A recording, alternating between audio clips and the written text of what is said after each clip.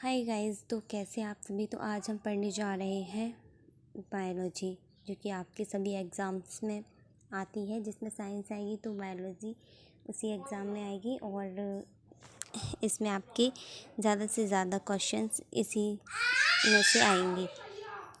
तो चलिए शुरू करते हैं।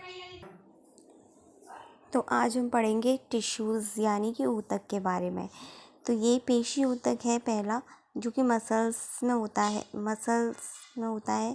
पेशी ऊतक मसल्स में होता है। ये रेखीय, अरेखीय और हृदयक होते हैं। रेखीय, अरेखीय और हृदयक होते हैं। सेकंड है तंत्रिका ऊतक। ये न्यूरॉन्स यानी कि मस्तिष्क में होता है। तंत्रिका ऊतक ये न्यूरॉन्स यानी कि मस्तिष्क में होता है। तंत्रिका ऊतक न्यूरॉन यानी मस्तिष्क में होता है। संयोजी ऊतक यानी कि कनेक्टिव टिश्यूज़ जो होते हैं वो ब्लड, लिम्फ, बोन और कार्टिलेज में होते हैं। संयोजी ऊतक कनेक्टिव टिश्यूज़ जो होते हैं, संयोजी ऊतक को कनेक्टिव टिश्यूज़ बोलते हैं, जो ब्लड, लिम्फ, बोन और कार्टिलेज में होते हैं। Blood, lymph, bone and cartilage में होते हैं। उपकला ऊतक एडिपोज टिश्यूज़। उपकला ऊतक को एडिपोज टिश्यूज़ बोलते हैं, जो वसा, कुबड़, पेट और झुर्री में होते हैं। वसा, कुबड़, पेट और झुर्री में होते हैं। एडिपोज टिश्यूज़ उपकला ऊतक होते हैं वसा, कुबड़, पेट और झुर्री में एडिपोज टिश्यूज़ होते हैं। सेल, कोशिका को सेल बोला जाता है। फीमेल में होता है ओवम सेल, और मेल में होता है स्पर्म, इसे बोलते हैं गैमीट। मेल में होता है स्पर्म, इसे बोलते हैं गैमीट, और फीमेल यानी कि मादा में होता है ओवम, जिसे सेल बोलते हैं। इन दोनों से फर्टिलाइजेशन होता है। फर्टिलाइजेशन के बाद जायगोट बनता है। जायगोट के बाद एम्ब्रियन बनता है, जो कि सजीव के शरीर की कार्यात्मक मूलभूत इकाई है। अब ये कोशिका की खोज की रॉबर्ट हुक ने 1665 में। रॉबर्ट हुक ने इसकी खोज की 1665 में। किसकी? कोशिका की, 1665 में। और जीवित कोशिका की खोज की ल्यूवेनहॉक ने 1674 में। ल्यूवेनहॉक ने जीवित कोशिका की खोज की और रॉबर्ट हुक ने कोशिका की खोज की, और कोशिका का सिद्धांत दिया श्वान ने और स्लाइडेन ने। श्वान ने एक बुक लिखी ज़ाइटोलॉजी। श्वान ने एक बुक लिखी ज़ाइटोलॉजी। अब ये प्रोक्योटिक जो होते हैं वो प्राइमेट और नॉन डेवलप्ड होते हैं।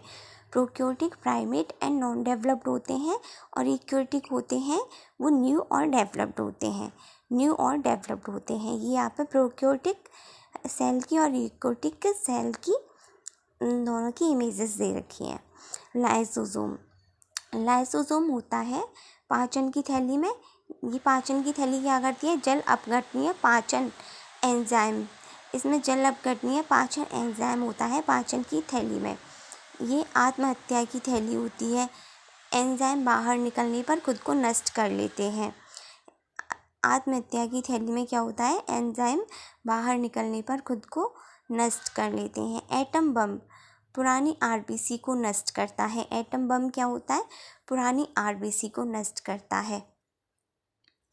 अब आते हैं लवक, यानी कि लवक को बोलते हैं प्लास्टिड इंग्लिश में।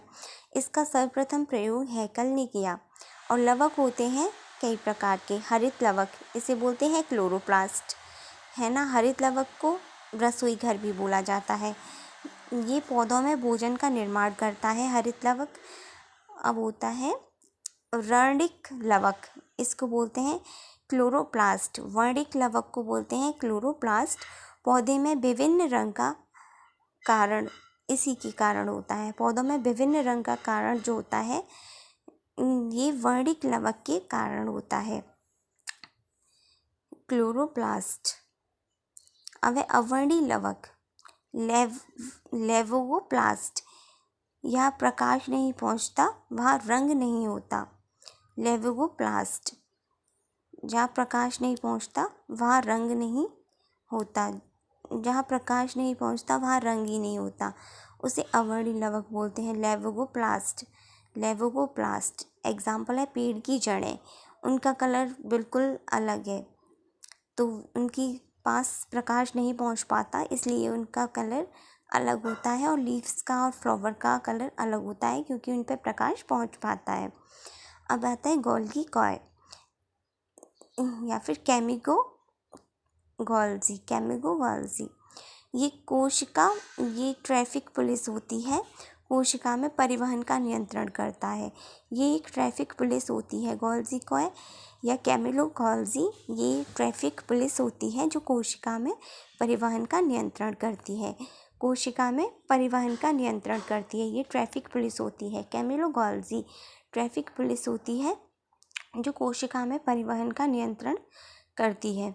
कोशिका का सचिव, इसे कोशिका का सचिव भी बोला जाता है।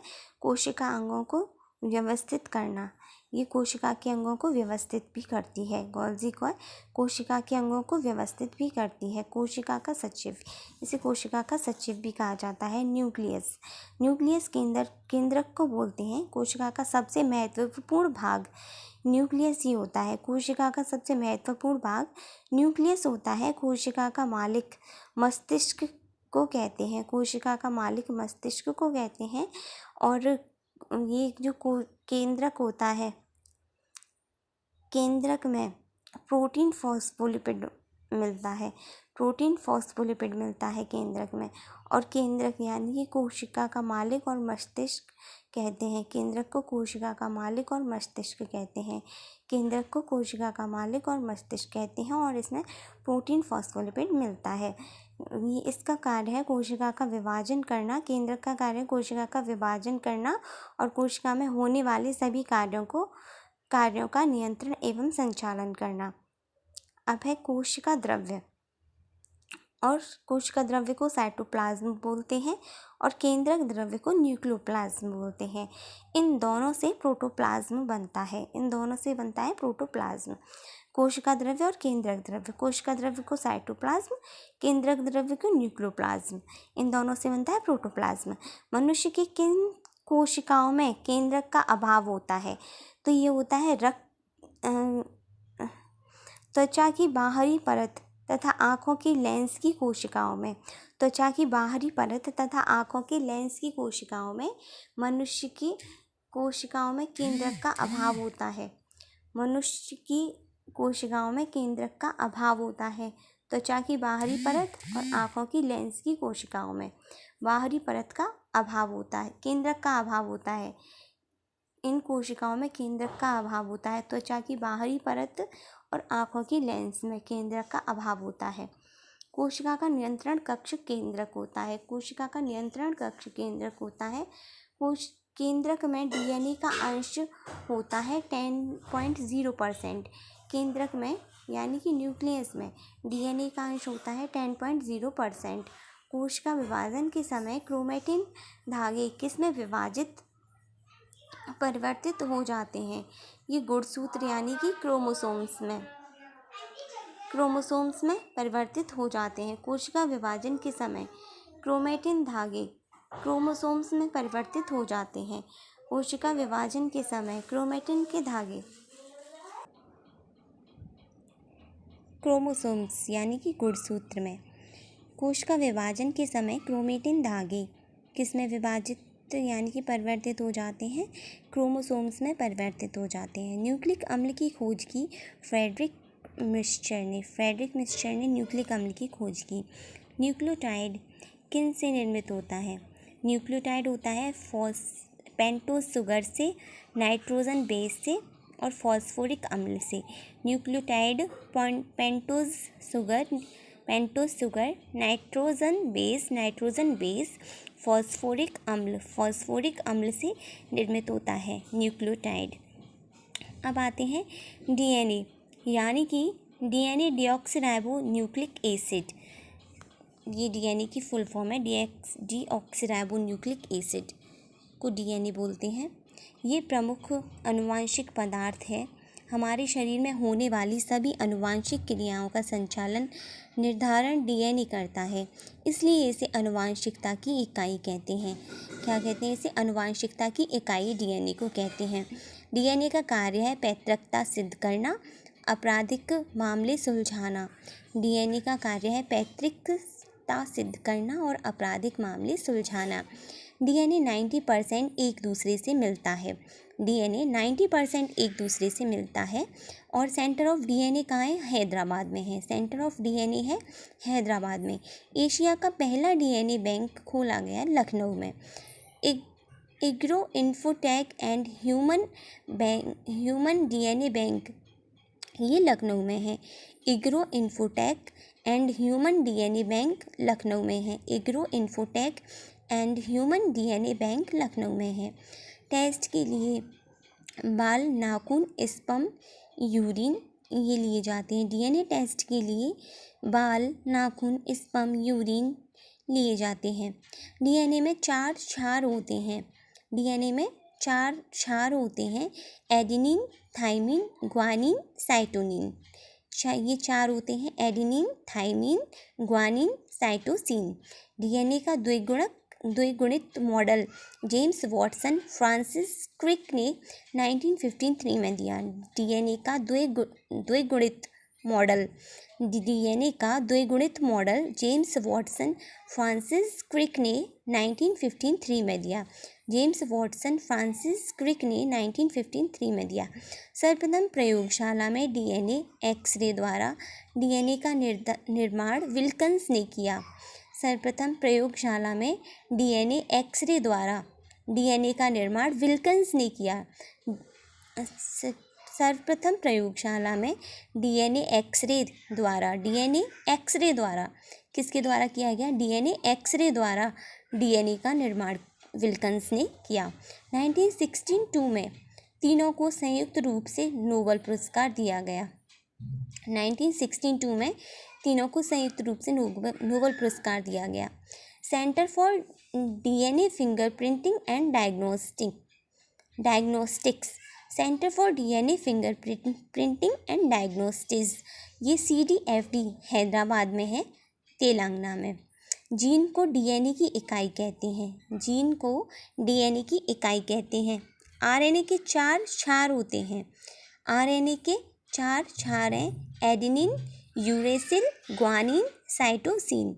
AUGC, adenine, A, uracil, U, guanine, G, cytosine, C। RNA में एक गुणीय रचना होती है। आरएनए में एक गुणीय रचना होती है। आरएनए का मॉडल दिया फ्रेडरिक एवं फिशर ने। आरएनए के मॉडल फ्रेडरिक एवं फिशर ने दिया। आरएनए प्रोटीन का निर्माण एवं संश्लेषण करता है।